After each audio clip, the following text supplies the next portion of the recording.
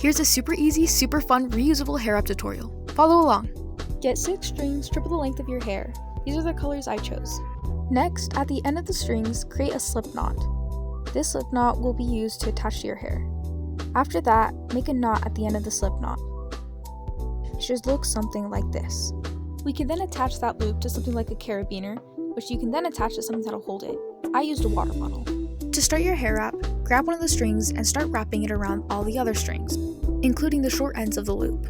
Making a hair wrap is basically just wrapping one string around all the other strings. Right now, I'm wrapping the red around all the other strings. Ignore my knee, but all a hair wrap is just making different patterns. This includes using 2 strings at a time to make a swirl pattern or leaving a string out to make crosses later. It's up to you. You can find really great references of hair wraps or color palettes on Pinterest, which is what I use before making all of my hair wraps. If you notice, I'm not directly attaching this hair wrap to my hair, which makes these hair wraps reusable and transferable, but I'll get more to that later. Here's a close-up of my progress so far. A fun bonus about hair wraps being reusable is that you don't have to shower with them, and they're a lot easier to maintain and they last a lot longer. Along with this, if you're not in the mood for a hair wrap or if it doesn't go with your outfit, you don't have to wear it, or you can pick and choose which hair wraps you use. A lot of mistakes that I see beginners make is that they wrap it too loose. Doing that will make your hair wrap fray or come apart easier, which isn't good for the longevity of your hair wrap. I do want to get something out of the way. There are 2 different ways to wrap thread around the string. The first way, which is the way I'm doing it, is just wrapping the thread around all the other threads.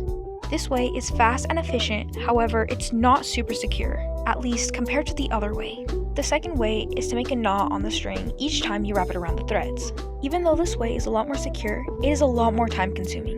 However, I do end up doing it on the ends of the hair wrap, and I'll show you then. At this point, it has been about 40 minutes, so I took a break.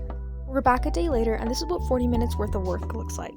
But if you notice, it's a little frayed, especially right there. But it's okay, we're gonna move on. After going back to the Pinterest board for inspiration, I got started. And FYI, I'm not using one hair wrap that I found on Pinterest as my reference. I'm using multiple hair wraps as inspiration to what I want my final hair wrap to look like. I will say, sometimes I combine colors that I regret later or to do patterns that I don't think look good. But in the end, because my beginning color palette were colors that I liked, it usually turns out looking good. This is why it's important to make sure that your beginning colors all go together decently well, because most of the time, no one's really looking at your hair wrap super up close. Again, the colors I chose were direct inspiration from Pinterest. Now about 30 minutes in, I feel like the hair wrap's getting pretty long, so I go to the mirror to check to see if it's as long as I want it to be. A very important note is that my hair is layered, which means that a hair wrap at the front of my hair will have to be significantly shorter than a hair wrap at the back of my head. Before I started the hair wrap, I had already decided where I wanted the hair wrap to be, which was towards the back of my head. And because of that, I knew where to measure the length of the threads. Well, 3 times as much as the length of my hair. I decided that I wanted my hair to be an inch longer, which is perfect for this next step, which is crucial. This last and crucial step is where the knotting comes in. I created a loop with the string as usual, except I thread the end of the string through that loop.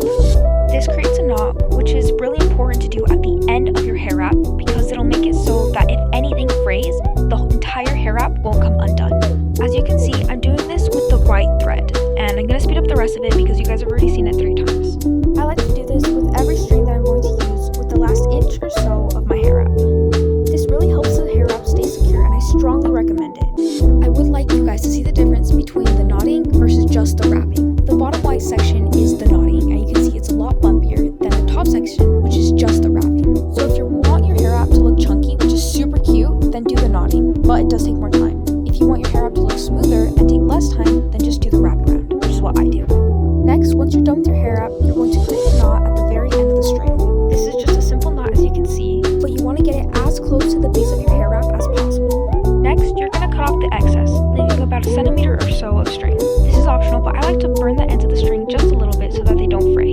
And then that's it, you're done. You have your beautiful hair wrap ready to attach to your hair. This is how she looks on my hair. Thank you so much for watching.